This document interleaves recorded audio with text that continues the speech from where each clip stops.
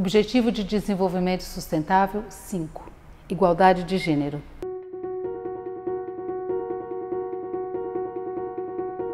Os Objetivos de Desenvolvimento Sustentável são um apelo global à ação para acabar com a pobreza, proteger o meio ambiente e o clima e garantir que as pessoas em todos os lugares possam desfrutar de paz e de prosperidade. Estes são os objetivos para os quais as Nações Unidas estão contribuindo a fim de que possamos atingir a Agenda 2030 no Brasil. ODS 5 – Igualdade de Gênero. A Declaração Universal dos Direitos Humanos já definia a igualdade de todas as pessoas do planeta, mas infelizmente essa não é a realidade. Não só a desigualdade prevalece em muitas partes do mundo, como junto com ela vem a violência e o sofrimento, principalmente das mulheres e da população LGBTQIA+. Segundo dados da Organização Mundial da Saúde, o Brasil encontra-se em 5º lugar na posição de homicídios contra mulheres, numa lista de 83 países, com 4,8 homicídios por 100 mil mulheres, abaixo apenas de El Salvador, Colômbia, Guatemala e Rússia. No caso da população LGBTQIA+, da sigla para lésbicas, gays, bissexuais, travestis, mulher transexual, homem trans e intersexual, uma pesquisa baseada nos dados do Sistema Único de Saúde, o SUS, mostrou que a cada hora uma pessoa LGBT é agredida no Brasil. Entre 2015 e 2017, data em que os dados foram analisados, foram registradas 24.564 notificações de violência contra essa população, o que significa uma média de 22 notificações por dia, ou quase uma a cada hora. Apesar de o ODS 5 se referir com mais frequência a questões relacionadas às mulheres, o entendimento corrente é que a igualdade deve ser estendida a todas as denominações de gênero, mesmo as autodeclaradas.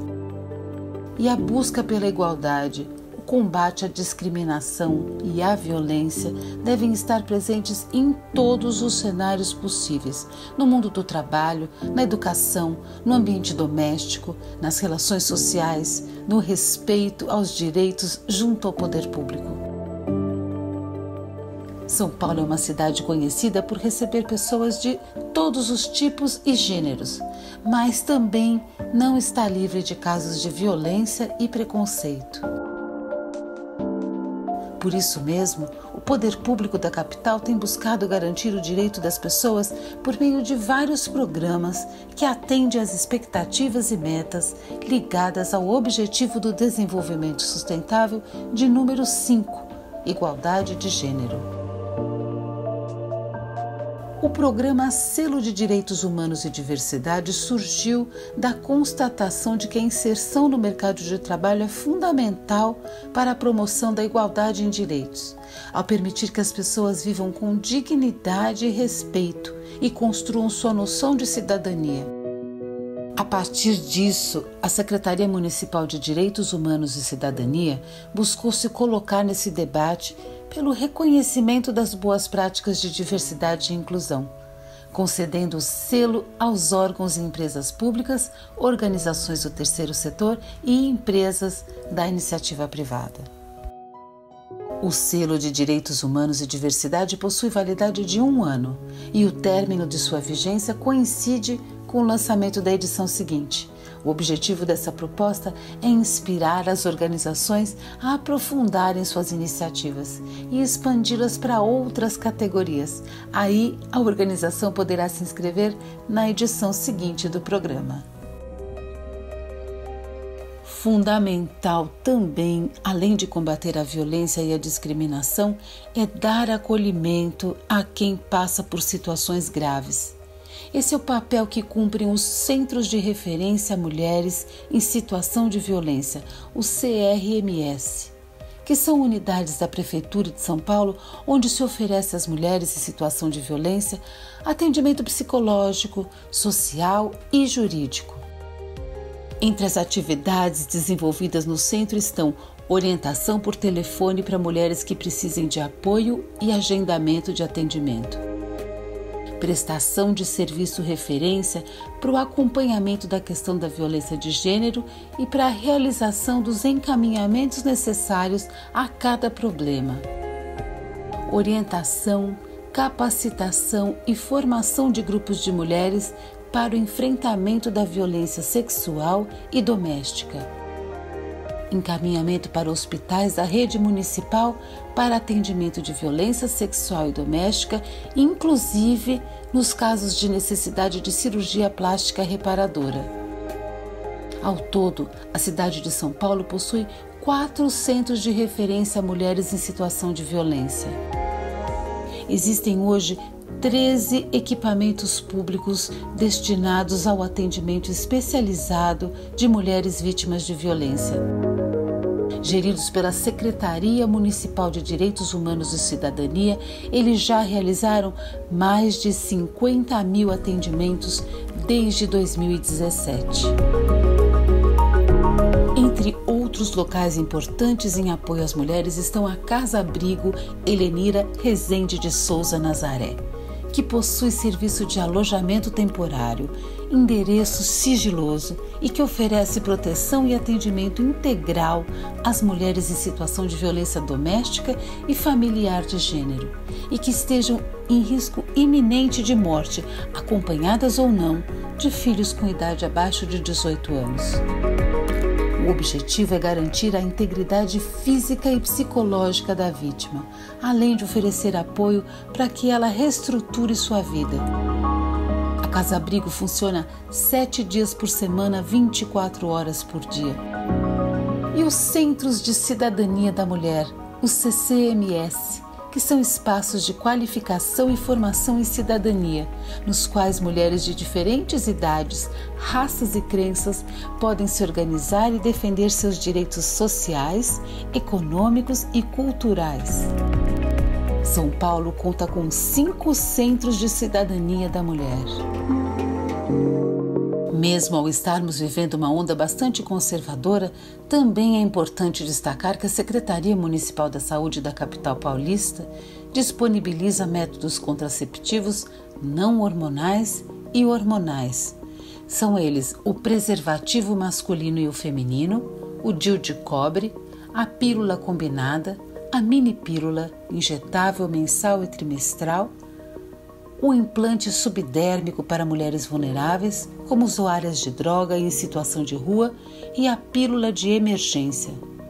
Esses métodos podem ser retirados e aplicados nas unidades básicas de saúde, as UBS. A cidade de São Paulo também possui projetos em apoio à população LGBTQIA+, como a Unidade Móvel de Cidadania LGBT, da Coordenação de Políticas para LGBTI da Secretaria Municipal dos Direitos Humanos e Cidadania, que desde 2015 oferece de forma itinerante informações sobre direitos LGBT, leis que protegem a população, onde acessar os serviços de saúde e assistência social, além de realizar mutirões de retificação de nome e gênero, fazer o direcionamento dessa população para os centros de cidadania LGBT da capital e informar sobre as ações da prefeitura como o casamento igualitário. Os Centros de Cidadania LGBT desenvolvem ações permanentes de combate à homofobia e respeito à diversidade sexual.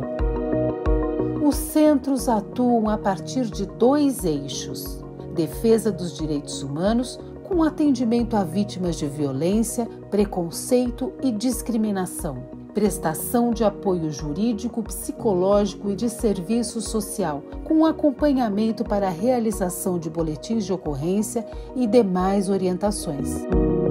Ao todo, São Paulo tem 5 centros de cidadania LGBT.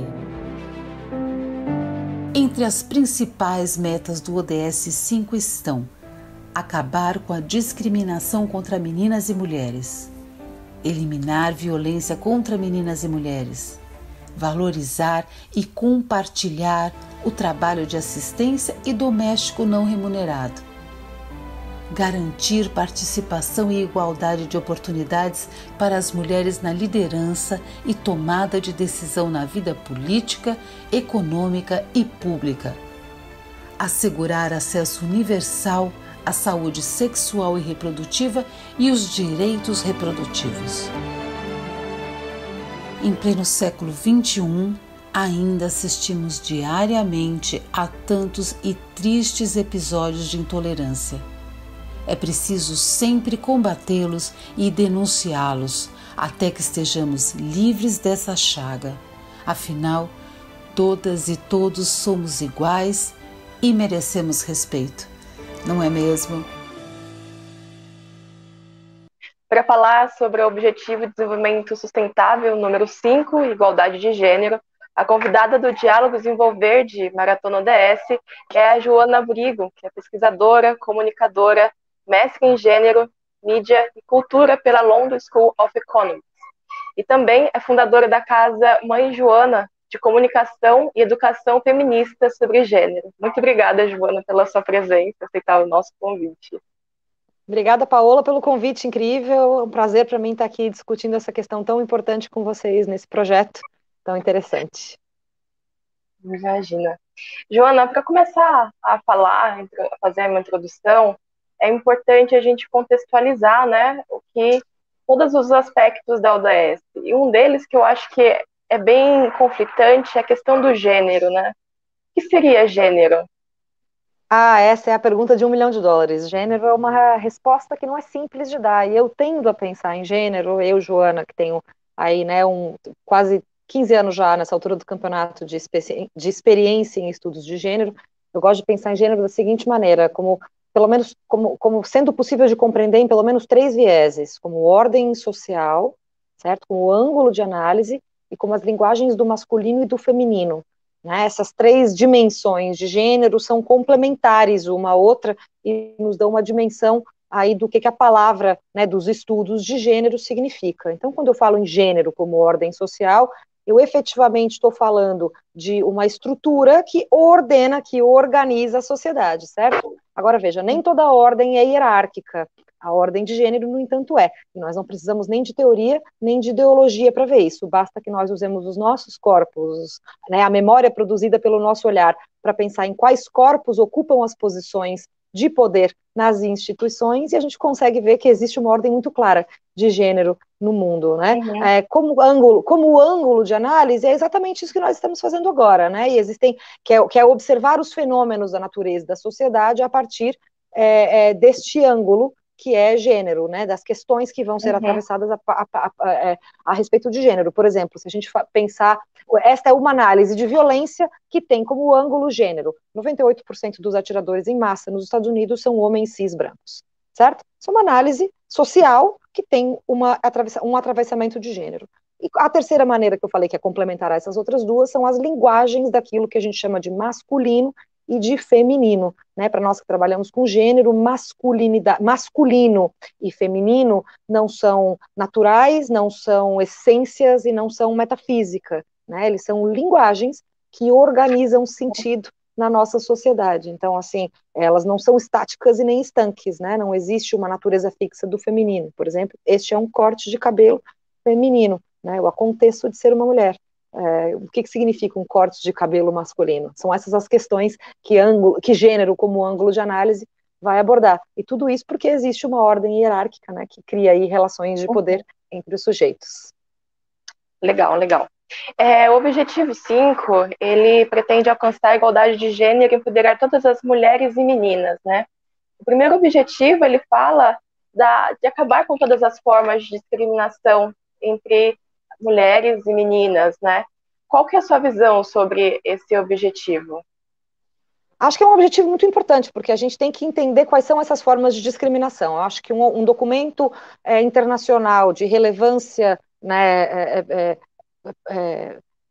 a nível governamental mesmo, né, como um documento desse, ele tem, é muito importante que o documento se posicione com a decisão de erradicar certas desigualdades, né? Agora, o trabalho do feminismo vem sendo há muitos anos justamente compreender o que são essas discriminações, como elas se apresentam, de que forma elas afetam a vida das mulheres e meninas, quais mulheres e meninas são mais ou menos afetadas por essas discriminações, e não é sempre muito fácil de entender quais são essas discriminações, né? Por exemplo, a questão da objetificação dos corpos das mulheres, né? Que é uma questão muito recorrente nas discussões sobre gênero, é uma discussão que ainda é muito pouco compreendida de forma ampla, né, e de forma ampla pela sociedade, de forma profunda pelos indivíduos, né, as pessoas ainda têm uma dificuldade muito grande de entender a objetificação sexual de corpos como sendo uma forma discriminatória, né? Então, eu acho que é um posicionamento fundamental, né, se colocar como documento,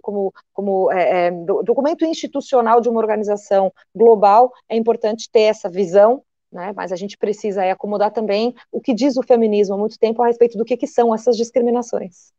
Que são diversas, né? Exato. Que se enquadra conforme a localidade, conforme a posição social, tudo depende, é uma variada, né? Varia bastante. E no outro objetivo que eles têm, que é uma das metas também, é eliminar todas as formas de violência, né, das mulheres, de exploração sexual e tudo mais. E hoje, com essa pandemia, com o Covid, a gente vê os números com a violência doméstica voltada para as mulheres muito grande, né? Então, é uma meta meio...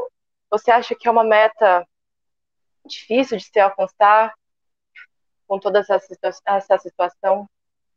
Eu acho que nenhuma dessas metas é fácil necessariamente de alcançar, né? Eu acho que um dos objetivos de determiná-las como metas é precisamente o reconhecimento de que existe, de que deve existir um empenho coletivo e institucional, né, reconhecido pela sociedade civil e pelos governos, de que essas violências existem. Eu acho que muito ainda do trabalho que a gente passa na questão das desigualdades de gênero, na questão da inequidade, das violências e de todas as diferenças sociais que são produzidas a partir dessa categoria que a gente chama de gênero, é que muitas delas ainda parecem para algumas pessoas ser questão de perspectiva, né? Ah, mas você tem certeza? Ah, mas será? E não tem será. O tráfico internacional de mulheres é um fato.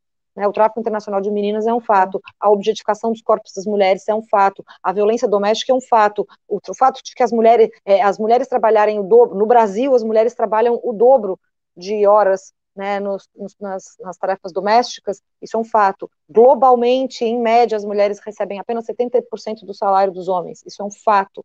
Né? A causa número 1 de morte para mulheres no mundo são homens, isso são fatos. Né? Então, a gente precisa, eu acho que a meta que se propõe a eliminar todas as formas de violência contra mulheres e meninas nas esferas públicas e privadas, no tráfico, exploração sexual e outros tipos, que essa é a meta que eu estou lendo ela aqui, para a gente ter essa, né, para ter ela bem determinada, ela é absolutamente fundamental e a gente precisa ainda, infelizmente, né, disputar com alguns setores da sociedade que isso é fato, né? Existem perspectivas culturais que precisam ser modificadas também, porque quando se trata de violência contra as mulheres, institucionalmente, nós ainda precisamos disputar que essa violência sequer existe, certo? E a gente não pode estar disputando se ela existe se a gente quiser erradicar. Né? Então, eu acho muito bonito como meta erradicar essas violências, mas a gente precisa trabalhar com afinco. Eu insisto, né, que as instituições internacionais deem ouvidos ao trabalho, à pesquisa do feminismo, que nunca não é o feminismo que está trazendo essas questões para a baila, certo? E ainda assim as nossas recomendações passam batidas, né? E a gente precisa fazer isso, a eliminação dessas práticas violentas é também eliminar essa prática violenta de fazer de conta que o feminismo não está falando isso há muito tempo. A gente precisa, de uma vez por todas, parar de disputar que existe desigualdade de gênero. E aí que eu abraço, né, com muito carinho, com muito afinco, a existência dessas metas, né? É preciso que isso esteja registrado. né? É preciso que publicamente fique colocado com muita clareza de que não há disputa a respeito da existência da violência de gênero. Nós precisamos achar dispositivos múltiplos para a sua erradicação. As questões de gênero, além de serem complexas em si mesmas, elas vão variar muito ao longo do espaço do tempo, certo? Não é estanque, né? O feminismo, como nos ensina a Nancy Hartstock, não é um arcabouço de conclusões fechadas, né, de conclusões políticas sobre as mulheres, sim um método, uma maneira de pensar a respeito do mundo, da sociedade, por um viés que vai fazer aí essa contestação sobre iniquidades de gênero. Então, não tem uma resposta simples, mas essa conversa que a gente está tendo, por exemplo, para mim parece ser um passo nessa direção. Eu acho que quanto mais gente tem acesso, né, ao entendimento do que significa, de fato, a luta feminista pela equidade de gênero, que é uma luta pacífica, é uma luta por equidade, é uma luta por um aprimoramento social, é uma luta pela inclusão dos sujeitos, né? O feminismo como movimento social, que é um movimento social de extrema importância nos séculos 20 e 21, sobretudo, é um movimento que nunca matou ninguém, certo? Então é muito importante a gente pensar que as questões feministas, as questões de gênero, têm que ser debatidas de forma ampla e franca, para que a gente possa aí começar a reverter esses paradigmas culturais que nos mantêm todas em posições de subjugação, de opressão e de violência. O trabalho doméstico sempre foi algo voltado para as mulheres, né? E uma das metas falam em assegurar essas mulheres que ficam em casa, né? As mulheres hoje são sobrecarregadas porque trabalham além de casa, trabalham fora de casa, né? Então, reconhecer e valorizar os trabalhos dessas mulheres é essencial. O trabalho doméstico, ele continua sendo até hoje, sempre foi, né, depositado como se fosse um trabalho de mulheres. Ele não é um trabalho como um trabalho qualquer outro, né? É uma ideia histórica que o domínio doméstico seja das mulheres. Mas é importante a gente lembrar que nem todas as mulheres, certo? Sempre trabalham, que muitas, na verdade, a maioria das mulheres sempre trabalhou, tanto dentro quanto fora de casa, certo? O Brasil, né, no Brasil, as mulheres fazem o dobro de tarefas domésticas que os homens, isso não sou eu que estou dizendo, são dados do IBGE e do PNAD, são dados de 2017, se eu não me engano. As pessoas não parecem compreender o trabalho doméstico como sendo um trabalho que toma recurso, né, recurso humano, que toma tempo, que toma o uso do seu corpo, o emprego das suas capacidades intelectuais, é um trabalho que exige ordenação, que exige coordenação, que exige feitura, né, e é um trabalho que recai majoritariamente de forma assim,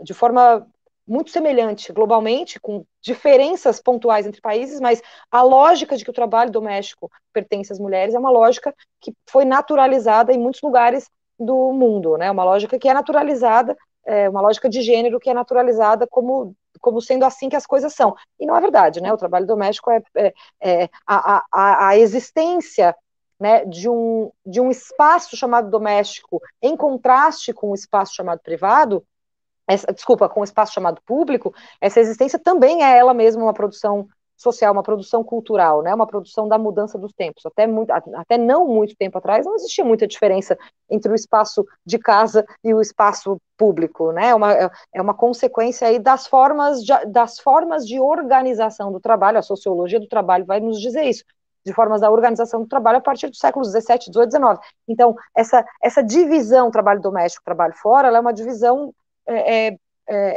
que existe, na verdade, né, de certa maneira, para justificar a naturalização de que o trabalho doméstico seja das mulheres. Não é. E é um trabalho que, por ser um trabalho como qualquer outro, ele exige, né, tempo e disposição dos sujeitos que o ocupam. Então, assim, não é de se surpreender que existe uma disparidade, por exemplo, no mercado de trabalho, certo? Quando as mulheres que estão competindo com homens no mercado de trabalho estão competindo com homens que têm o trabalho doméstico sendo feito para eles, e essas mulheres estão fazendo o trabalho doméstico para ela e para outros homens na família dela. Então, assim, existe né, essa noção de que a gente faz o dobro de trabalho doméstico do que os homens,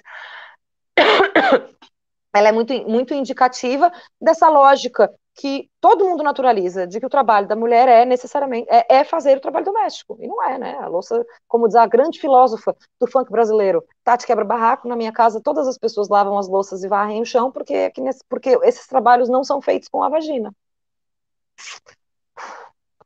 É verdade. Você falou uma coisa muito importante, né? Que as mulheres estão no mercado de trabalho junto com o homem, mas não têm as mesmas oportunidades, né? A gente vê uma grande disparidade, principalmente salarial, né? E de cargos também, principalmente os principais cargos, que as mulheres não ocupam. Então, como você acha que essa meta pode ser atingida? Você vai ver que eu não tenho resposta específica para nenhuma dessas metas, né? Porque essas respostas não existem como uma resposta só. Não existe, é um conjunto de fatores que levam a a essas diferenças produzidas socialmente a partir de características físicas, certo? É uma série de dispositivos que levam a essa discrepância. Então, a gente precisa também de uma série de dispositivos que levem a esse reequilíbrio, né? Eu acho que a gente começar a compreender, por exemplo, coisas como a gente discutiu agora, né, a respeito da discrepância de tarefas domésticas. Não existe luta das mulheres o suficiente que vai fazer com que a gente tenha oportunidades iguais se os nossos maridos, irmãos, primos, colegas, pais não estiverem pegando junto no trabalho que a gente está fazendo excessivamente, né? A Grada Quilomba, que é uma filósofa do pensamento feminista negro, muito importante, pensamento negro, na verdade, né? Que é muito referenciada por nós feministas, a Grada Quilomba vai falar isso. O racismo, ela é uma problemática de brancos. Fomos nós pessoas brancas, que inventamos a inferioridade a partir de raça, somos nós que nos beneficiamos dessa suposta superioridade que nós inventamos, então tem que ser a gente a desconstruir, porque é uma falácia que nós inventamos para o nosso próprio benefício. É a mesma coisa com o machismo, é a mesma coisa com as questões de gênero. Os homens não são fisiologicamente, biologicamente, intelectualmente, socialmente superiores às mulheres. Isso é uma falácia que foi inventada por homens para que as mulheres continuassem sendo subservientes a eles. Então, enquanto eles não começarem a desconstruir essa ilusão, né, de que existem tarefas que são de um ou de outro, ou que nós somos qualquer coisa que não seres humanos tanto quanto eles, a gente pode fazer, lutar, espelhar o quanto a gente quiser. Vai ser muito complicado a gente estabelecer qualquer uma dessas metas, certo? Então, como é que a gente atinge essas metas? Tem uma série de dispositivos, tem uma série de coisas que já existem, né?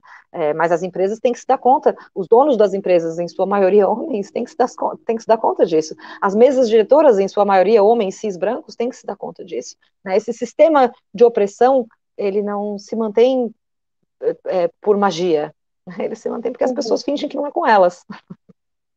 Sim, sim, com certeza. E é uma meta meio a longo prazo e que precisa ser implementada de cima para baixo, né? Precisa haver a mudança primeiro das pessoas para haver uma mudança consequente, né? Isso também reflete os direitos econômicos, né, das mulheres, né, os recursos econômicos, porque Sim. A partir do momento que você oferece recursos para ela trabalhar, ela consegue ter o retorno, né? E é tudo mais ligado e conectado. Não existe poder mais concreto num sistema capitalista como o nosso do que o capital. Né? Empoderar as mulheres financeiramente, como várias políticas públicas, né, que são direcionadas especificamente para mulheres, seja ela de estado de bem-estar social de governos ou microcréditos organizados para mulheres, né? Todas essas formulações de empoderar mulheres pela via financeira nos demonstram que empoderar uma mulher, sobretudo mulheres negras, né, que estão na linha, não por terem uma competência superior, mas justamente por serem as mulheres que estão na linha de recepção dessas questões, em sua maioria, justamente por serem as mulheres que são mais discriminadas pelos sistemas racista e machista que organizam o mundo. Como a gente sabe, de evidência, né, de programas em que essas mulheres são empoderadas economicamente, elas não empoderam somente a si mesmas, elas empoderam todo o seu entorno, elas melhoram a vida daqueles ao seu entorno. Então eu penso, né, que a meta de empoderamento econômico das mulheres é uma meta que a longo prazo é muito inteligente, porque a gente sabe que as mulheres, justamente porque nos foi atribuído historicamente esse trabalho do cuidado, vamos cuidar, né? Existe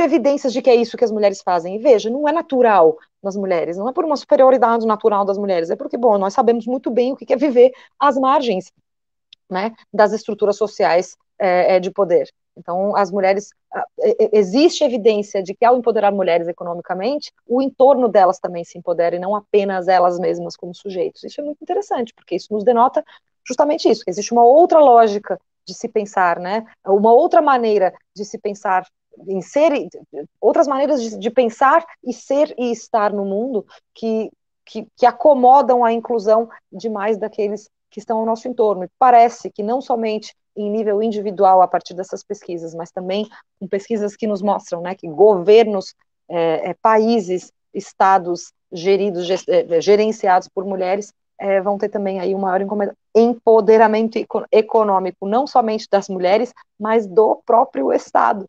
Né? Então a gente precisa entender aí que as mulheres estão fazendo economia de uma maneira muito mais inclusiva e muito mais próspera. Vamos lá, gente. É bem isso. E falando, Joana, você trabalha também com comunicação, né? Você é fundadora da Casa da Mãe Joana, e uma das metas é levar informação e comunicação, né? Tecnologias de informação e comunicação para promover o empoderamento das mulheres. Essa é uma meta difícil de ser alcançada? Como todas, ela não é uma meta fácil também, mas eu acho que essa é uma meta muito fundamental, porque, sobretudo, quando a gente fala de empoderamento tecnológico a respeito de programação, de linguagem, e desta linguagem que estamos utilizando para falar uma com a outra aqui. Né? Eu acho que quem não tinha notado ainda, notou em 2020 que as tecnologias de informação vão ser, serão, continuam, estão sendo e serão ainda mais bastante responsáveis pelas trocas de informação entre nós. Né? As disputas eleitorais, por exemplo, nos últimos anos, elas têm acontecido muito nas redes sociais. Né? Para quaisquer resultados que elas tenham apontado, a gente sabe que o WhatsApp foi importante numa eleição, o TikTok foi importante em outra, né? A gente tem essa dimensão aí de que tecnologias da comunicação, tecnologias de informação para a comunicação são muito importantes, como obviamente seriam, nas trocas de conhecimento e comunicação e informação entre nós. Então, eu acho que colocar as mulheres, né, empoderar as mulheres a partir de treinamentos e capacitações que nos equipem para dominar essa tecnologia, essa produção de linguagem, né, de forma que a gente possa combater qualquer avanço patriarcal em cima delas é muito importante. Isso quem está falando não sou eu, Joana Búrigo, isso quem falou para a gente foi a Donna Haraway, que é uma filósofa feminista, né, uma filósofa da ciência, que em 1988, se eu não me engano, ela escreveu o seu Manifesto Ciborgue, fala justamente sobre isso, da importância, da urgência, do quão fundamental é que mulheres ocupem o espaço da programação, né, de computação, porque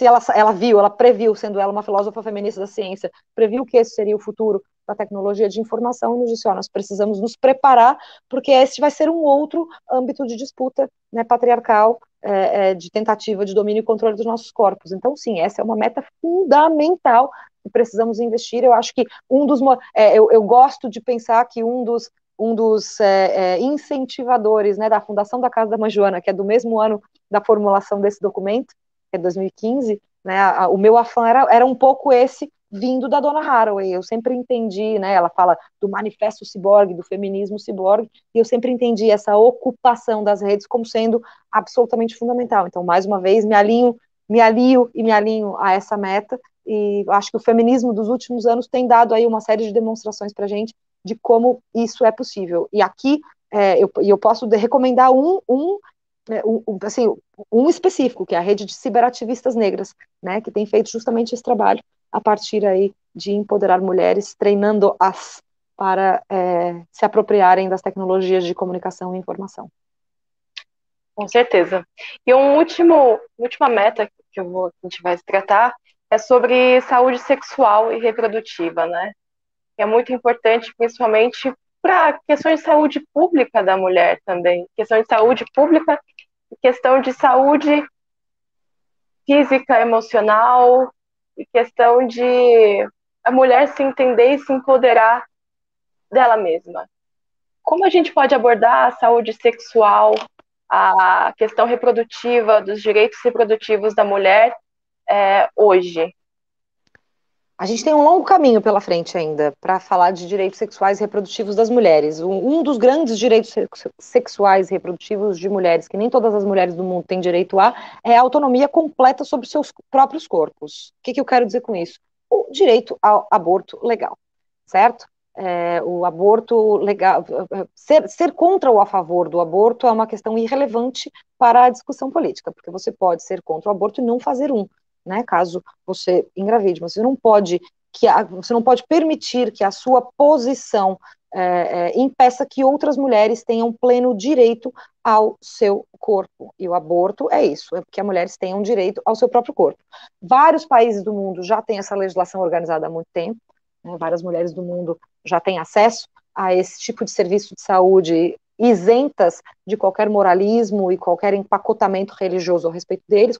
Já existem sistemas públicos de saúde que reconhecem que essa decisão é uma decisão 100% das mulheres, né? Então acho que essa é uma das questões que nós no Brasil, infelizmente, ainda estamos longe de alcançar. O Brasil tem, na legislação brasileira, é possível, né, que as mulheres procurem o procedimento de abortamento de forma legal e sancionada, né, em 3 ocasiões, quando existe risco de morte para o feto ou para a mãe, em caso de estupro, ou em caso de anencefalia do feto, né? Esses são os 3 casos previstos por lei no Brasil em que as mulheres podem abortar. E nem mesmo esses estão completamente garantidos. Existem projetos de lei tramitando no Senado, no Congresso nesse momento, que tentam diminuir esses direitos, enquanto que nós devíamos estar caminhando na direção de ampliar esses direitos. Você veja que o sistema público de saúde, todo mundo tem que defender o SUS, eu não estou aqui criticando o SUS, veja bem, isso é muito importante. O nosso sistema único de saúde, que é maravilhoso e precisa ser defendido e aprimorado, ele oferece Viagra para os homens, o que é ótimo, certo? Mas ele oferece Viagra para os homens e ele não permite que as mulheres abortem, certo? Então, a gente, numa nação que não permite que os homens abortem, a nossa nação acha bacana oferecer Viagra para os homens no sistema público de saúde, e eu também acho, mas é a mesma nação que nos impede de realizar um abortamento. O aborto, no caso violento de estupro, passa a ser uma outra violência pela qual aquela mulher vai passar, porque ela vai ter que provar que passou por uma violência para poder não manter nela o resultado daquela violência. É uma coisa horrorosa, né? Então, assim, acho que a gente precisa, quando a gente fala de direitos sexuais e reprodutivos, as feministas vão direto na pauta do aborto, não é por nada, é porque realmente é uma pauta que explicita na nossa cara o quanto as mulheres, como sujeitos da sociedade, têm pouco acesso à própria autonomia sobre o próprio corpo, certo? Daí a gente pode começar a falar, a partir daí a gente pode começar a falar de uma série de outras questões que precisam ser abordadas e que vão desde ensinar para meninas e adolescentes, desde a mais tenra infância, e meninos também, é claro, né?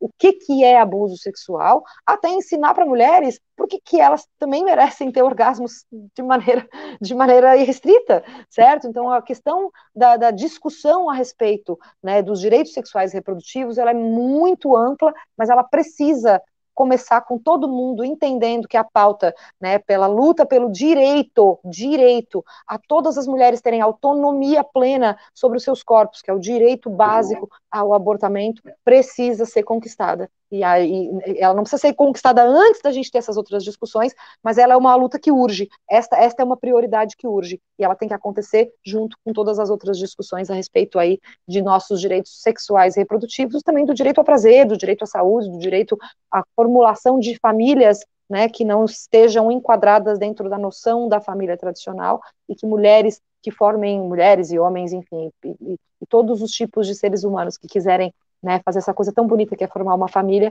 tem um apoio institucional e estatal, e não apontamento de dedos a respeito de que a família deles e a forma delas existirem sexualmente no mundo é errada. Eu agradeço a sua participação no nosso diálogo Desenvolver de Maratonas ODS, e até uma próxima. Obrigada, viu?